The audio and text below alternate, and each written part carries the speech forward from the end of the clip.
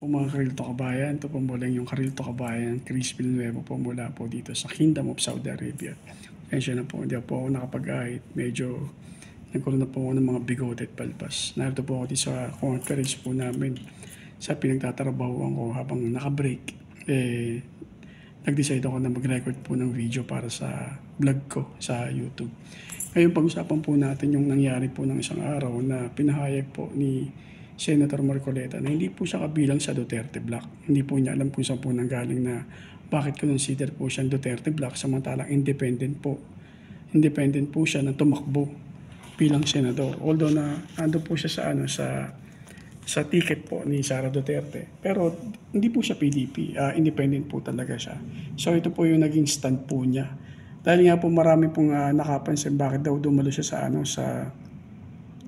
sa zona ng Pangulo at nagkamayan po sila at nagulat nga yung Pangulo medyo parang napayakap nga po kay Senator Marcoleta at may binulong pa. Tinanong po siya ng host ng Saganang Mamamayan ng 25 kung ano yung binulong. Secret nga kasi nga daw binulong. Sabi ni Marcoleta o ni Senator Marcoleta, magkaibigan naman po sila ni Pangulong Bongbong Marcos. So wala pong kumbaga parang fair and square po ang ating bagong senador po na si Senator Marcoleta pagdating po sa pagiging senador niya po sa kasalukuyan. So sa kanya po nasa yung Blue Ribbon Committee sa Senate na isa po sa mga pangyarihang komite sa Senado. Bagamat ito po ay nabigay kay Tolentino at former Senator Tolentino at Senator Pia Cayetano. Naging parang sabi nga po niya, parang nagsara for the meantime dahil ayaw nga po nilang hawakan dahil pag hinawakan mo nga ito parang hindi ka mananalo sa eleksyon. Parang gano'n. Parang during the time kasi parang election time So sabi naman ni Marcoleta, tapos na yung election, so okay na sa kanya na hawakan niya tong Blue Ribbon Committee. Well, anyway, sabi naman po niya magiging patas po siya pagdating po sa paghawak ng committee at ang tututukan niya po ngayon yung panawagan ng ating Pangulo tungkol nga po dyan sa maanomalyang flood control project ng mga ng mga government leaders po natin mula sa Senate, siguro kung meron man sa Congress o meron man o sa mga mayors. Kasi ang kakapal ng mukha ng mga mga government official po natin, maging siguro yan sa kagawaran ng DPWH. Dahil napakakapal talaga ng mukha dahil trillion ng perang binuhos po dyan ng ating gobyerno. And yet napunta lang po sa ilang bulsa. Di ba po ba? Nakakagigil yung mga nangyari. Naging water world po yung Pilipinas pag tag-ulan At ang dami nagkaroon ng sakit. Yung leptos, parang ganun po yung na nakakuha po sa ihi ng daga. Kapag may open wounds ka na lumusong ka sa baha na may ihi ng daga, yun, magkakaroon ka nga po ng ganun.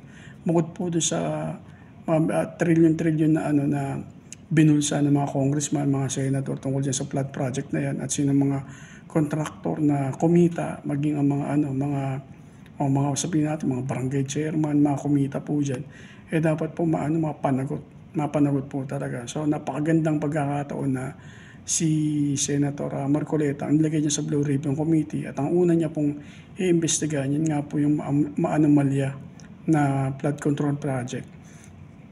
Pagdating naman po sa karapatan, wala po siyang pinipili. Dapat mapaglaban po lahat ng karapatan ng bawat Pilipino. Kaya napansin po natin na pinaglaban niya yung karapatan ni Sara Duterte ng ating vice tungkol po na sa confidential fund na kala po kasi natin si Senator Marcoleta maka-DDS. Ang pagkakapaliwanag naman niya, hindi. Talagang bilang abogado na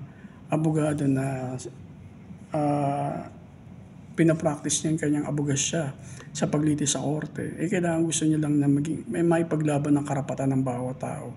During that time, siguro nagkataon lang na si Vice Presidente ang nasa hot seat at binibigyan niya po lahat ng mga aspeto bakit si VP Sara lang si VP Sara lang ang natututukan tungkol sa confidential fund samantalang napakarami rin ng mga may confidential fund sa gobyerno. Bakit ang napili lang si Sara Duterte? So that time yun po siguro yung naging stand niya. Pero it doesn't mean na ano po siya, makadides siya. Ganun din, naipaglaban din po niya yung karapatan ng ating dating Pangulong Digong. Kumbaga parang siyempre, kahit pa paano po maka-Pilipino po ang ano natin ang ating Senator Marcoleta. Pero it doesn't mean nakakampi po siya kapag mali. Palalo na pag may nakita po siyang mali sa gobyerno po natin. Alam naman po natin ang ating Senator Marcoleta, ano po yan, fair and square po yan, at the same time po makajust po yan. Alam niyo naman po yung relihiyon po ni Ka Marcoleta.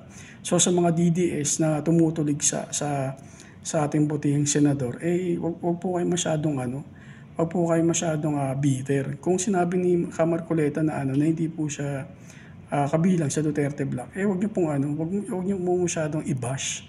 Kasi kahit pa paano po yan na lang po siguro yung natitirang matinong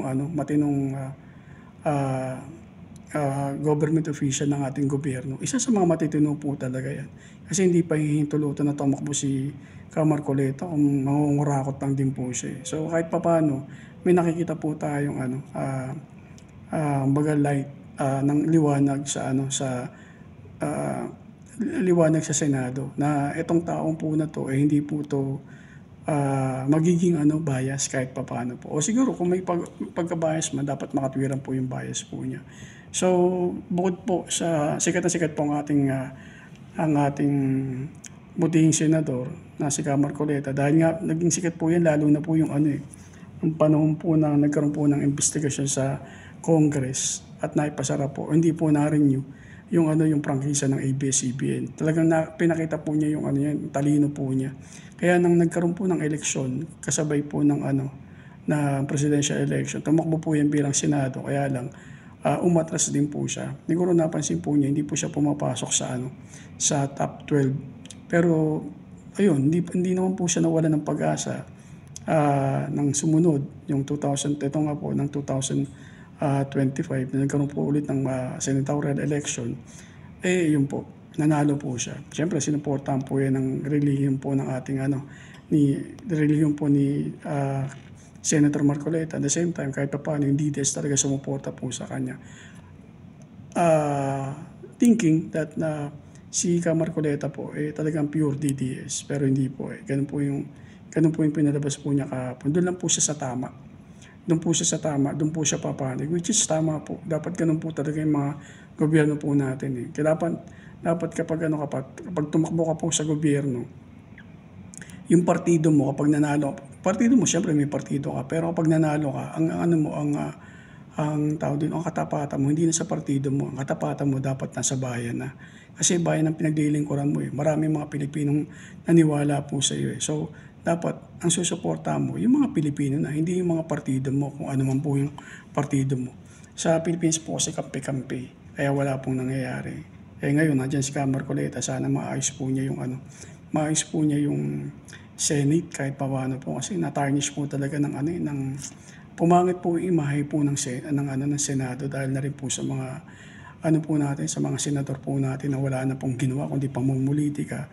At the same time, puro mga corruption po na napasubo po sila sa kumbaga tainted by corruption. At the same time, hindi po sila masyadong fruitful ba ng mga itong administrasyon po na to, itong batch po nila sa 1918 na Congress at 17 po yata ang pasok po sila doon. Hindi po naging maganda, lalo na po yung pumasok po yung impeachment po ni VP Sara. Pinakita po talaga nila na talagang wala kang mahihita na sa Senado. Lalo na po pinatagal po nila yung impeachment case, tapos later on parang ibabasura lang po nila kasi yun nga po yung pinag-uutos ng Korte Suprema na unconstitutional. So minamadali rin po nila itong dinggin. Bukas malalaman natin kung ano po yung magiging desisyon po nila sa kabila ng panawagan po ng Kongreso na i-hold po muna nila dahil mayroon nga po silang yung Kongreso nga po ay nag-MR po sila yung motion for reconsideration. Doon nga po kumbaga umapila po ang Congress doon sa naunang resolution po ng Korte Suprema na constitutional. So ngayon po dininig na po ng Korte Suprema at pinasasagot po yung kampo po ni VP Sara at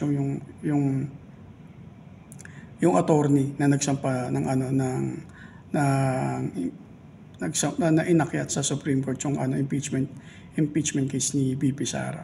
Kabalik po tayo kay Senator Marcoleta. Congratulations po, nakakatuwa po na nandiyan na po kayo sa Senate, at sana po lahat po ng mga plataforma nyo na inilatag nyo during the campaign, in particular po yung 2,000 na libreng kuryente kapag nag-consume ka, may sumuporta po sa inyo sa Congress para malaking tulong po yan sa mga mahirap po natin mga kababayan. Sana maisakatuparan po yan. Kung hindi man, sana mapababa po yung singil sa kuryente. May mga ibang pamamaraan naman po at ma-push through lang po, mapag-aralan lang po sana natin kung paano po mga makikinabang, hindi lamang po yung mahihirap, hindi po yung lahat po ng Pilipino. At mapataas din po yung kalidad ng edukasyon po natin. Sana makatawang niyo po si Bam Aquino tungkol nga rin po dyan sa mga maanomalyang paggastos sa mga sa fund po ng ating DepEd ng mga nakaraang taon po. So again po, Senator Ka Marcoleta, congrats po, kayo po yung nasa Blue Ribbon Committee. Sana po muli pong gumanda yung imahe po ng Senado dahil po sa inyo. Yan lamang po. Medyo nag-break lang po ako. Magandang hapon po sa ating lahat at ingat po tayo palagi. Ito pong muli ang inyong Kakareal Talk, kabayang Chris Villanueva po. Peace. Ingat po tayo palagi.